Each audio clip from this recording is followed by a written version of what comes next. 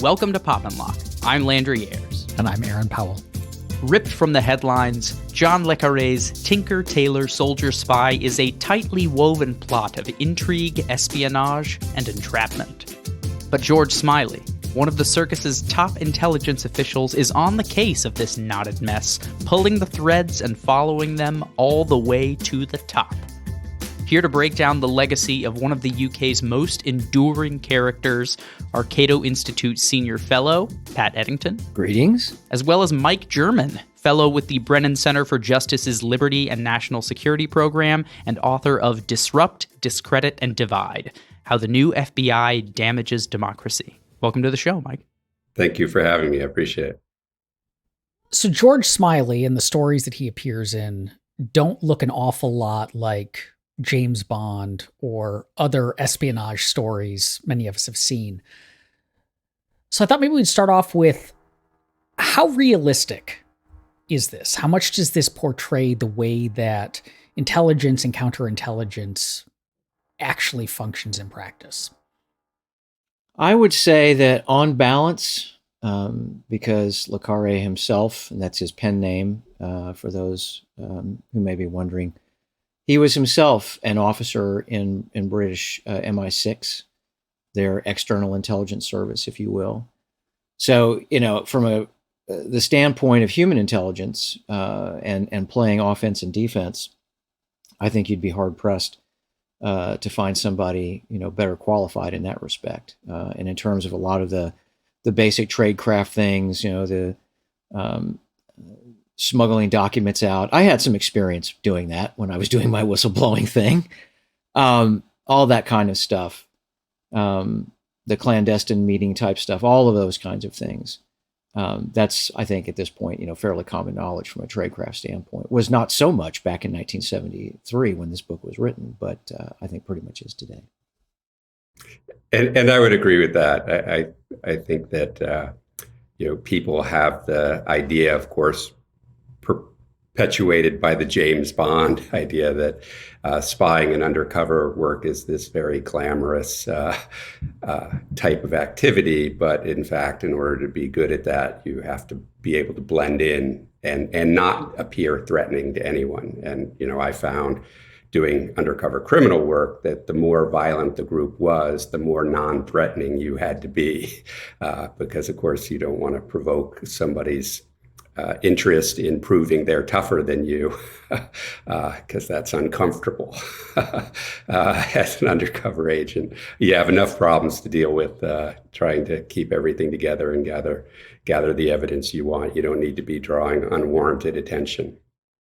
I'm curious, specifically, I was thinking about the 1979 BBC miniseries, which is what I watched to prepare for this episode, even though there's the wonderful Gary Oldman film and a lot of other adaptations. There's a really great BBC radio play version that I also recommend that I listened to several years ago.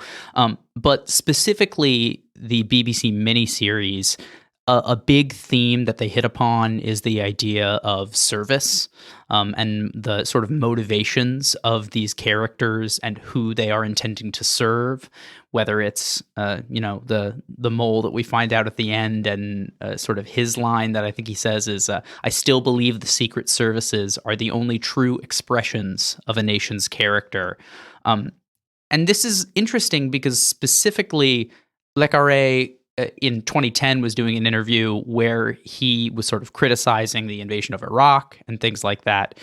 And he likens the intelligence officers that he worked with, that he sort of amalgamated and based George Smiley off of, almost like good journalists, he says. It's about speaking truth to power.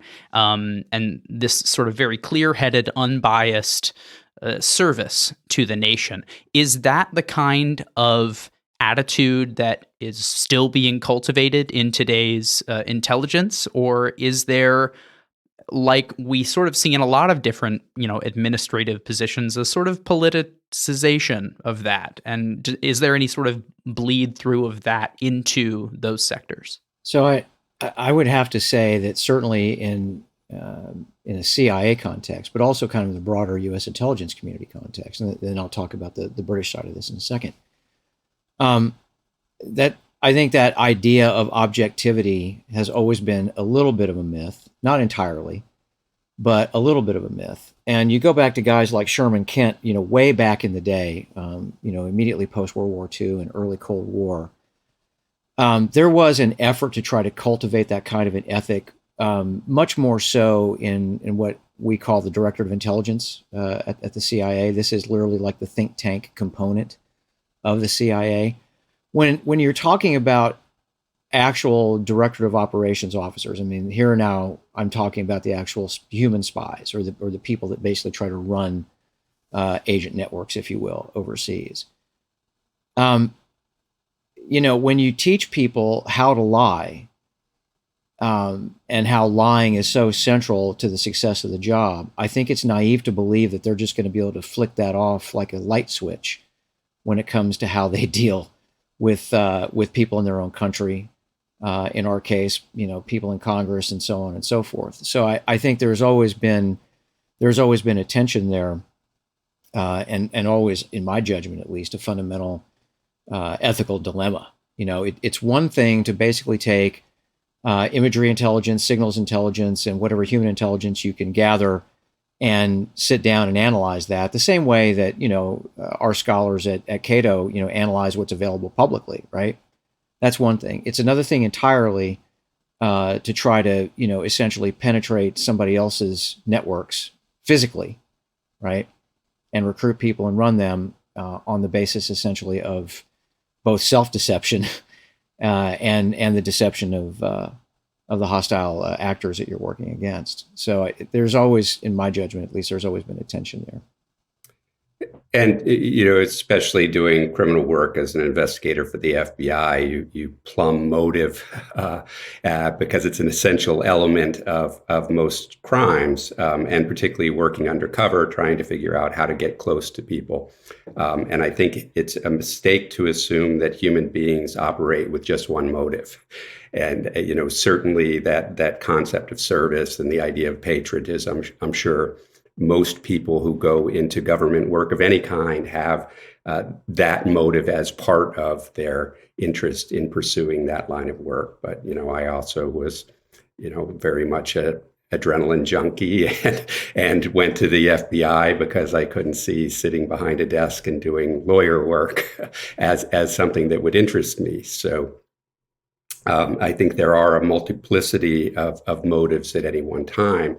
And I think part of the problem that we see, and I think part of why LeCarre, I think, is appreciated in the intelligence and law enforcement community is because it does show that ambiguity. And, these are very much monocultures to a large degree. And they have this very rigorous application and security screening process that keeps them as monocultures. And because they have a peek behind the curtain, and they can see secrets that the rest of the public doesn't have access to, it's very easy to start believing that you know better than the democratic public about what is right and what is wrong and what is necessary and what should be done for the good of all. And that is often the path that leads to really dangerous and reckless and unhelpful types of activities. And in the movie, the 2011 movie with Gary Oldman, you have that sequence that really kind of underscores, what Mike just talked about, where you have Percy Allaline, who's, now essentially maneuvered himself into being the new control. And that bureaucratic gamesmanship, that's spot on. That's totally spot. That's one of the most authentic things about the entire book, just period. But you have Allaline, and then I think it was Roy Bland who was sitting there talking to Locke of the Treasury, about this extremely expensive safe house they were using for this witchcraft project and so on and so forth. And as Locke basically tries to, question the expense, Bland just, blows up about essentially, we're all that's standing between you and World War III and so on and so forth, right? So that very self-righteous attitude of, we know best that Mike just talked about, that's very much spot on. And it's well conveyed, especially in the movie. I wanted to pick up on something Mike said about, you mentioned ambiguity. And so Dr. No, the first James Bond film, came out a couple of years before LeCarre's first major novel, The Spy Who Came in from the Cold, hit. And the difference between those two portrayals of espionage is rather stark. And one of the interesting things about The Spy Who Came from the Cold, which is a absolutely phenomenal novel, is the ambiguity of it, is that it's kind of tired men playing a game that seems almost without purpose.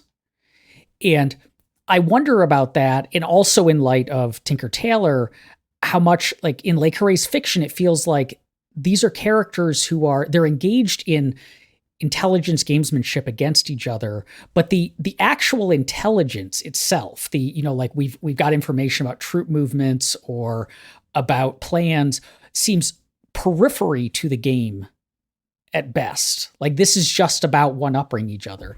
And so I wondered how much of that is true of like what it's like inside of intelligence gathering, whether that's in the criminal arena or in, the more espionage arena, where it's about the people engaged in it are about the game itself and versus like the actual value of what it is that they're pursuing. Again, I think that's, and I know that at least at one point, LeCarre said that his writing about George Smiley was an antidote to the James Bond version of what the spycraft is.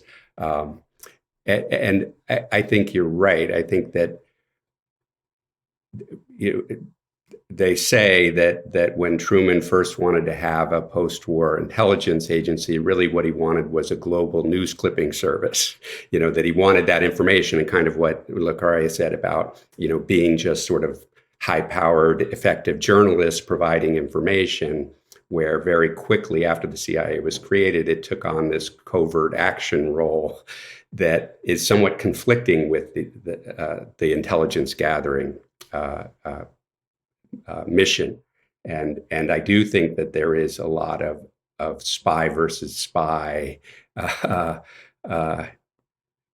gamesmanship going on that really has nothing to do with whether we're getting the accurate information. And in fact, the intelligence community becomes a warning system rather than providing information that policymakers can make better decisions. And it's just constantly warning. And policymakers can't really do anything with that, right? If I have 10 warnings of possible harm to come, how do I know what needs immediate attention? And I think that's what the statement that George Bush made after he was given the Al-Qaeda briefing before 9/11, where his response reportedly was, okay, now you've covered your ass, right? That this becomes just, well, we want to be able to go back and say we warned about every possible thing so that we can say we did our job. And it's no longer about actually providing an accurate picture for policymakers to make wise decisions. Rather, it's put in a way that empowers the agencies, that becomes the primary mission: empower and protect the agency from any criticism. So one of my favorite phrases is the bureaucratic self-licking ice cream cone, right? So this is, and to kind of get directly at what you were asking about previously, Aaron, this idea of competition among these three-letter agencies in the United States, and I'm sure it was the same way to some degree between MI5 and MI6, is a very real thing. And what's really kind of been fascinating to me in the course of doing all this research for this book that I've been working on is looking at how much effort Army intelligence and Navy intelligence and the FBI expended trying to prevent the CIA from being created in the first place.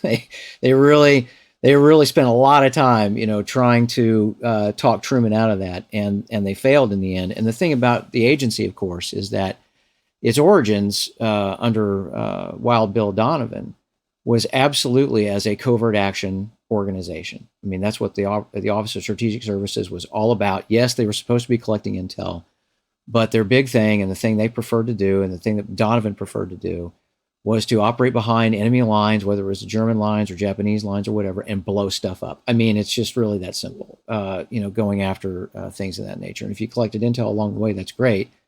But it was that action-oriented part of it that really animated Donovan. And it was that aspect of it, the agency's ability to engage in those kinds of covert actions, that became, I would essentially say, an addictive policy drug for successive presidents. It was definitely the case under Eisenhower. John Kennedy wound up with a real pile of stuff as a result of what Eisenhower handed him with these Bay of Pigs plans that they went ahead with anyway, when it was clear it was going to be a disaster. On through, let's say, things like the Phoenix program in Vietnam and so on and so forth. So it's inevitably been the covert action arm of the CIA that has gotten the agency into trouble over and over and over again. And that's what Truman was lamenting, toward the end of his life, especially. That's just not what I had in mind, essentially, is what he was telling people. And that continues to, be a problem that we have today. You've got the agency out there, along with the military, but the agency very heavily operating a drone program, a lethal drone program. And to quote former CI director and former NSA director Michael Hayden, quote, "We kill people using metadata," end quote. Well, you wind up killing an awful lot of innocent people, when you do that. And it just kind of underscores, I think, the mindset that we've been talking about, that, they get to play God, and they get an awful lot of money to do it.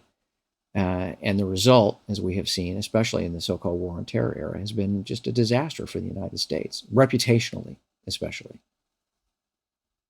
So you mentioned like the covert operations, and so LeCarre has another novel in the George Smiley series, The Looking Glass War, which is basically about people who have no idea what they're doing in covert operations, trying to pull one off, and it ends poorly. It's another terrific. I keep saying terrific novels. I think LeCarre might be my favorite author, so I'll just state right now, all of his novels are terrific. But it makes me wonder, so we, espionage fiction. And fiction about undercover and intelligence gathering is very popular because it feels like very cool, right? Like it's exciting, and it's and like the playing it out is cool.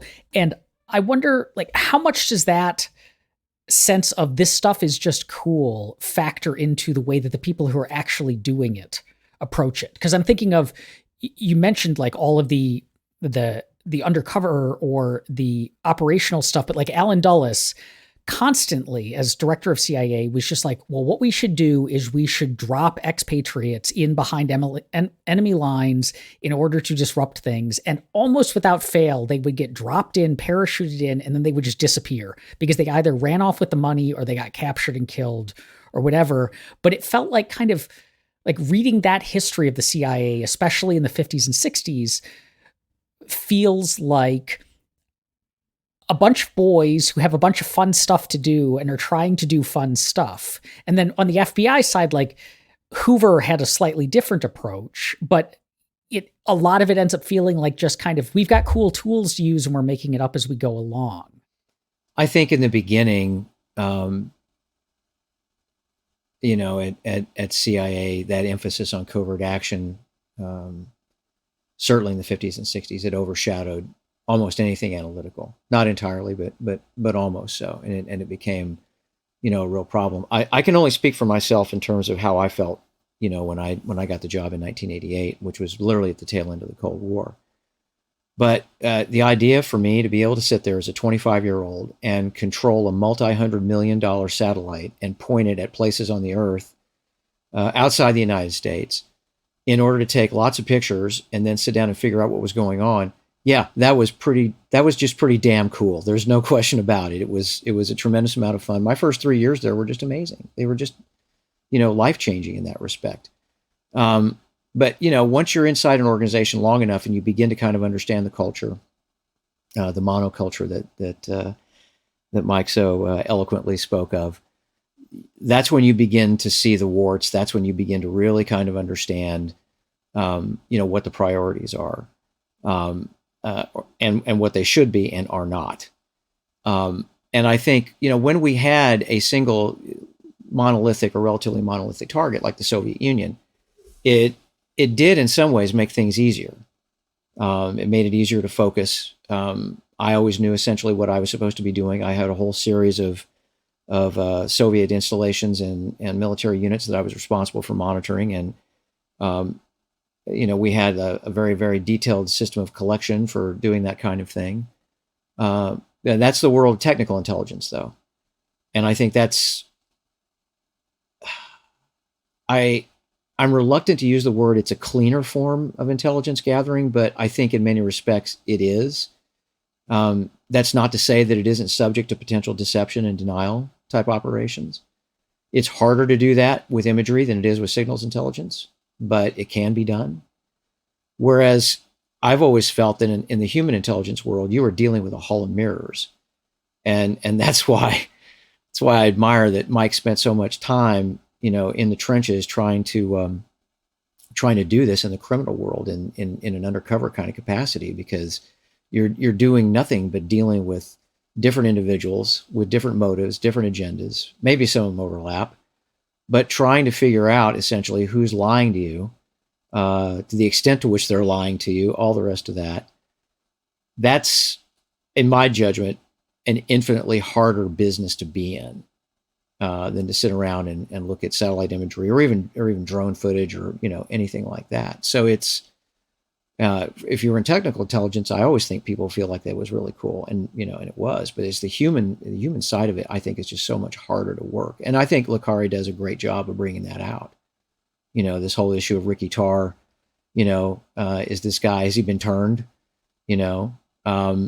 All this stuff. It's Hall of Mirrors is, I think, the best way for me to kind of describe how I feel about it. And I think that's true. And I should say that I have a tremendous respect for people who do undercover work in the espionage field, are going into foreign countries, because while, certainly the risks were as high or perhaps even higher when you're dealing with a criminal organization that would, immediately take some violent action against you if they found out who you were, where perhaps a foreign nation might just, embarrass your nation and send you home, never to return. But obviously there is risk there, and the tools that the state has are so much stronger than what the criminals have, as far as trying to use their police powers to uncover the identity, and also the length of time. I mean, for most of my undercover cases, if I spent 2 hours with the criminal element, that was preceded by 2 hours of preparation with the case agent and the other agents working on the task force and the surveillance team, and then 2 hours of debriefing afterwards. So it wasn't that constant pressure of maintaining cover. But I think part of what makes it interesting is that you are dealing with this mix of motives, where say we would have have a big meeting going on where I'm going to be engaged in some kind of criminal activity in a dangerous context. So we have surveillance up and we're watching this person that I'm meeting with all day long, and we can see him go to Home Depot and go and have lunch with a friend and do a couple of other things before our meeting. And I get there and say, hey, what have you been up to today? Haven't left the house. Which I know is a lie, but now I have to figure out, okay, why is he lying? Did he pick up surveillance and he's testing me? What is going on? So even in that much smaller context, you do have that hall of mirrors, that what is it that I'm dealing with here, and how do I make sense of the fragmentary pieces of knowledge that I have, when I have to recognize that my bias is that he's doing something dangerous to me, because if I don't keep that bias, my guard will go down, and that's not good. So, you're not paranoid if somebody really is out to get you. The one nit that I have with the book and with the movie, the 2011 movie, and this is like, you have to be an intelligence guy to kind of appreciate this to a certain degree, I think. But if you remember the scene when they're when witchcraft is essentially revealed in terms of that naval exercise document that they got, and they were basically, Smiley was like, could be gold dust, but and so on and so forth. And of course, the mole himself, Hayden, is in the room when all this is going on, and all I could think was, well, what did GCHQ have to say about the exercise? What did the signals intelligence guys have to say about what happened during that exercise? What kind of radar emissions were picked up, and what was the comms traffic like, and all the rest of that? And for me, that was the missing piece in terms of confirming or denying, really, whether or not there was any kind of value there. So that's like a genuine, like, professional nit that I have with how the book unfolded. That just kind of gets to the total focus, essentially, on the human aspect of this and the human intelligence aspect of it. But you have lots of ways that you can uncover human spies. And the most famous case that we know of that's public, of course, is the Rosenbergs. And that was, of course, accomplished after the fact through the decryption of the Soviet, or partial decryption of the Soviet Venona code. So this leads into something that I found curious as I was researching for this episode, I came across the CIA has an in-house journal called Studies in Intelligence. And I think it was in 2018, they published a review of the Gary Oldman film of Tinker, Tailor, Soldier, Spy, which is very interesting, and we'll put a link to it in the show notes. It's worth reading. But they point out one of the changes that movie makes to the original material, which is there's a scene in the Gary Oldman one where Smiley tells Peter Gwillim, who's like his right-hand man, his Watson, that it's possible that what they're doing is going to be found out because they're investigating this mole, on the down low, and to clear up any loose ends that might be out there. And in a change from the novel, so in the novel, Peter Gwillim is straight, and in later novels has a family, has a wife and kids. But in this movie, he is in a homosexual relationship. And so there's a scene where he goes and basically kicks out his boyfriend, because if this is exposed, it's a hook. And I wondered about that in light of what you guys were talking about kind of the focusing in on minorities and whatnot, like how that. So I should note that the CIA journal takes offense at this change, and they say, quote, "There's no context, no follow-up, and no apparent significance to this revelation. It's difficult not to interpret this change as gestures to political correctness," which to me seemed to entirely miss the point of this scene. But the way that minorities get treated within intelligence and law enforcement communities, because I know, like the FBI for a long time, if you were found out to be gay, you were fired.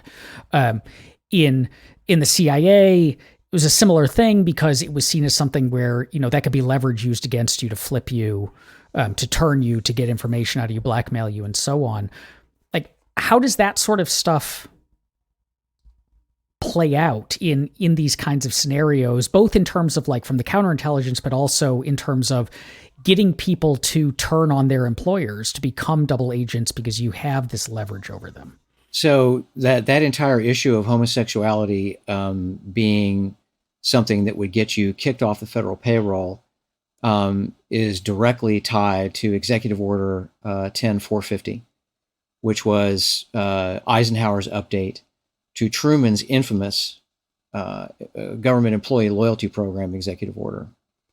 And the formal adding, essentially, of that language about sexual activity and so on and so forth, that became essentially an excuse to go through and conduct anti-gay witch hunts throughout the entire federal government. And that's something that continued, literally for decades. And because it was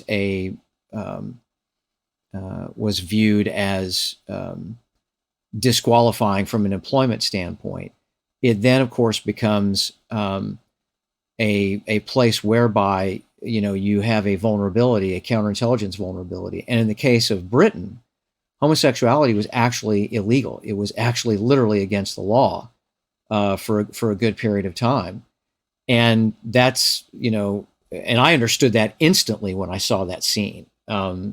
that Smiley was trying to make sure that Gwillem did not literally go to jail, not simply for going into MI5 to try to liberate, or MI6 to try to liberate information to expose the mole, but because of his sexual orientation was discovered, he would definitely go to jail.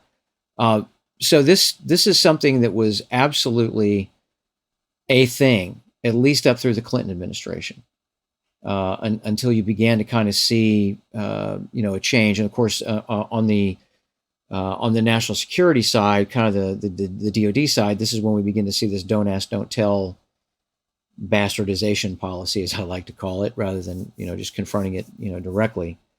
But this is when things begin to change. Now, I don't know whether or not this is necessarily still something of overall counterintelligence concern at CIA. I tend to doubt it's not as much of one as it once was. I can't speak to the bureau. Mike would be better positioned to say that. But if somebody, I could see if somebody was in a closeted gay relationship, but actually had a heterosexual family, that would create a blackmail situation that could be a counterintelligence issue.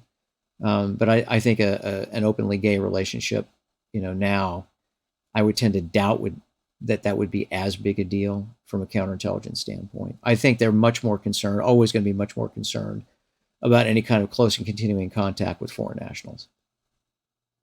And I found the CIA criticism kind of laughable. I mean, on the one hand, that's absolutely correct. This was an error towards political correctness in that it was politically accurate, right?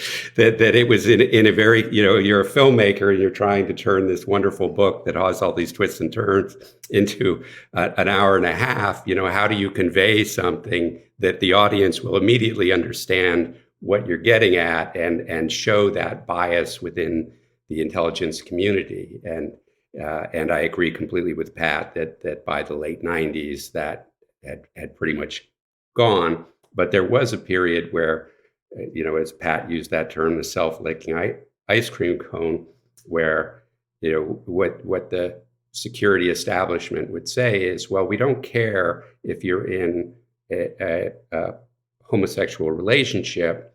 We're just afraid that it might be used against you.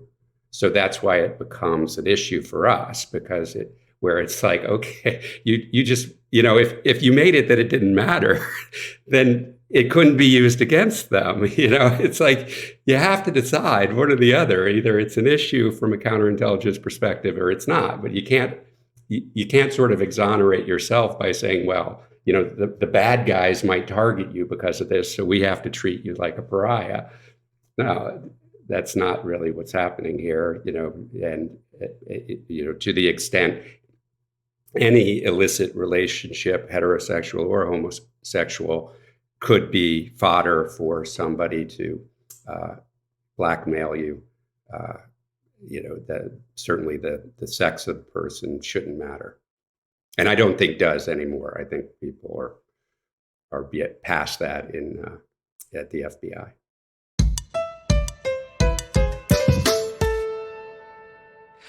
I'm curious because this is sort of coming up between what Pat was talking about and some things that you were mentioning, Mike, specifically talking about the experience of being undercover, but also the, being behind enemy lines. And we've talked a lot about what the intelligence officers, the people who are quote unquote on our side, are sort of doing day to day and what their experience is like and their motivations.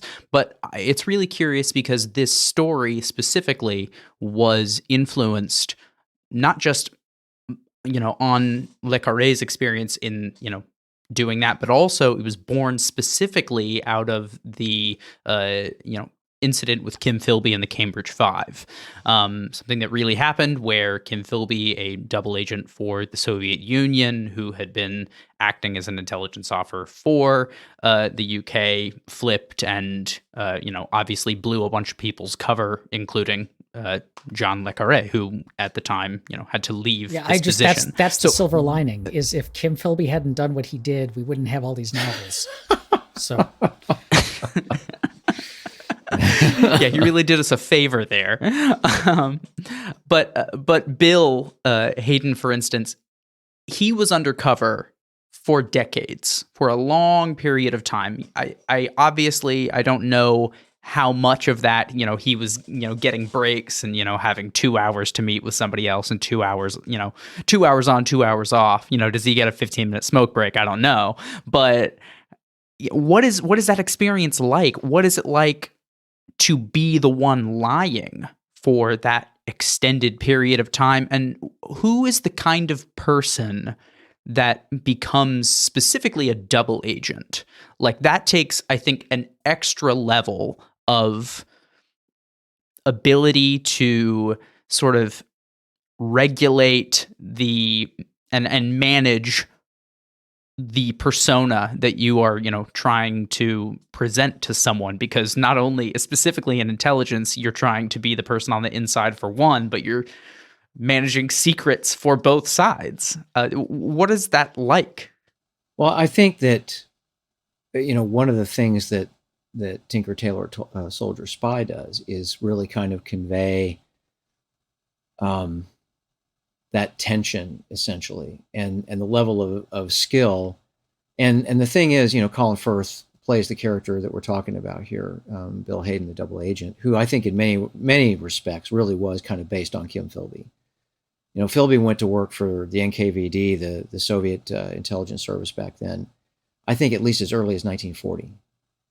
So he was basically on their payroll for almost a quarter of a century, and he was suspected on the basis of Guy Burgess and Donald McLean, two other members of the so-called Cambridge Five, defecting in 1951, if I remember correctly. And Philby was subjected to this, examination, even separated from the service, but he was cleared in 1955, and then he goes back to work undercover for MI6, basically posing as a journalist, right? So I think someone who is successful in beating the system, if you will, and being a mole, being a really good actor undoubtedly helps. The ability to kind of have two personalities really helps. But the other thing that plays into this, and I'm thinking specifically here about the Aldrich Ames episode at the CIA, is just the lousy counterintelligence tradecraft, the sloppiness of it, the failure to kind of look at it. And I would also say in Ames' case, the insane reliance on the polygraph, right? I mean, we know on the basis of science now, I mean, actually it is 20 years ago, that the National Academies, actually looked at this entire question. And, it's like an electronic Ouija board. Right? I mean, it's a good polygrapher can get you to confess to things that you never did.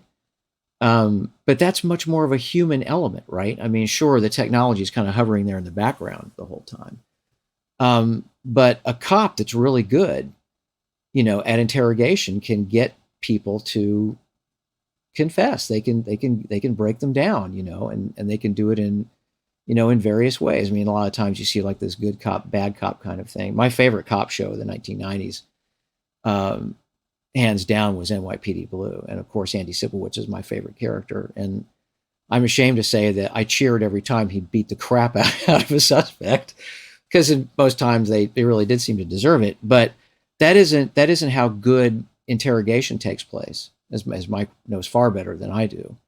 But it's that ability to, number one, live kind of a double life. But I think you also, at some level, have to kind of count on the system, to miss stuff. And when you understand the counterintelligence procedures, policies, practices of the organization that you're in, obviously it gives you an enormous advantage in terms of being able to beat the system. So, but in the case of the Cambridge Five, when we talk about motivations, I think they were like a lot of people back in the day, where there was this insane romanticism about the Soviet Union, about the Soviet model, and all the rest of that, and this idea that somehow the West was decadent, fallen, all the rest of that. And it's not as if, plenty of stories about Soviet gulags were not coming out in this period of time. So to me, it's impossible that Philby and the rest of those guys were not aware of those things, right? So I think it's also the ability to kind of deceive yourself, about what it is you're doing and why you're doing it. From my experience, I mean, I think part of what happens in the intelligence community is there's a tendency to paint everything black or white. These are either good guys or bad guys, and not recognize that there's good and bad in every system and in every culture, and that the people who are expressing some animosity towards the West are not necessarily wrong in that criticism or somehow criminally dangerous because they have these ideas. And particularly, I was sent my first undercover assignment into violent neo-Nazi group, right? Yeah, when you're painting with the black and white, they definitely fall on the bad guy side of things. But experiencing that where these were people who had very deeply held beliefs and were trying to change society in a way that fit along with their beliefs, and the vast majority of them didn't engage in criminal activity and encouraged me to avoid the people I was hanging out with because they did. So I think gaining that perspective is really important, but it's easy to ignore when, part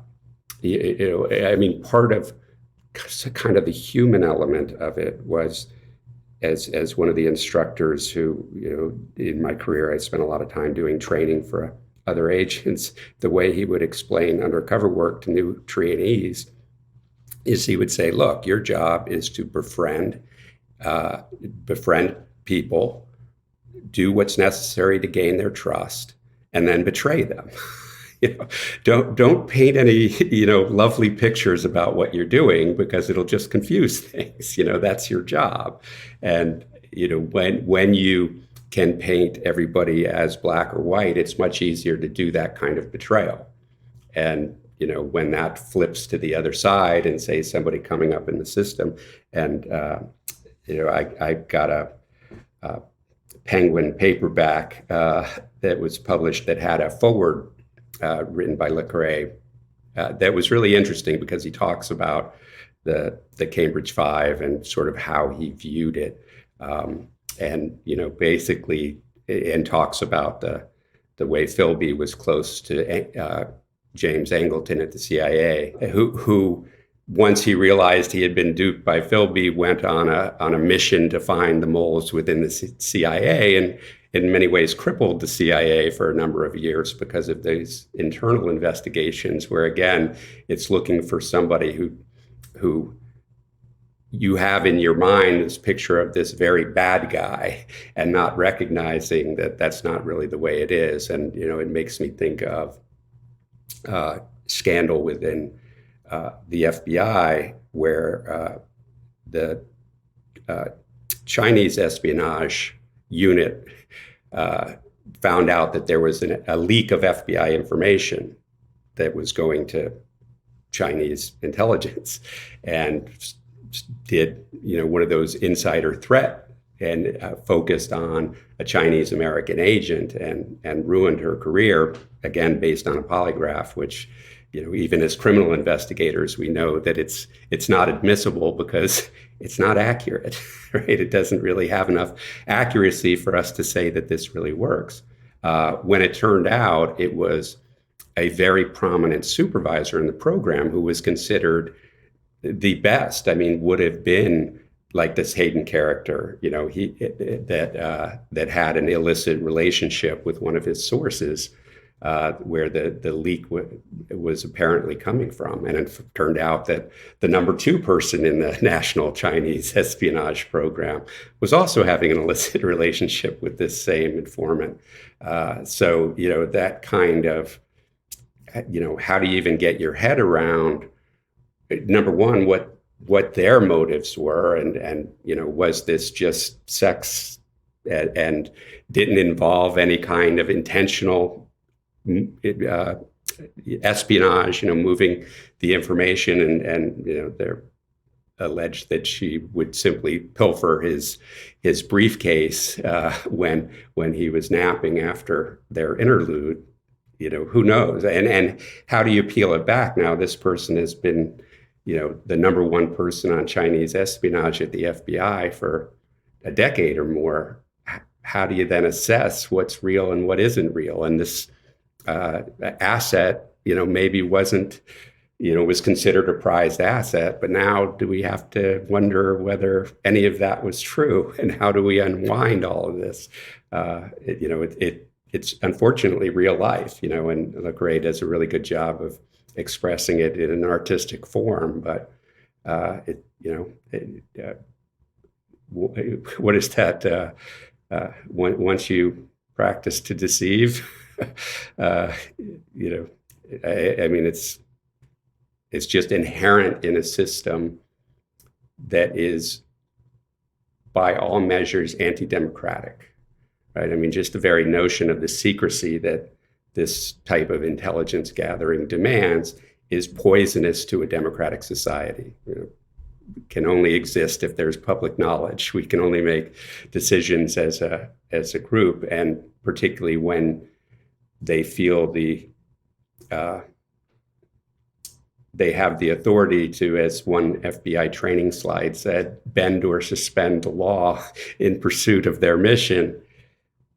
You end up in a lot of problems, and I think that's certainly the response to 9/11 and the great expansion of this secret part of our government and the impunity in which they act, to where there wasn't any hesitation to having these very prominent heads of our intelligence agencies tell absolute falsehoods in public about the activities that they were engaged in, whether it was the warrantless wiretapping program or the torture program, to where how can the public express their will in how they want the government run when there's so much information being spread by the intelligence agencies that we're depending on to give us that true and verifiable information that we can make good policy choices from.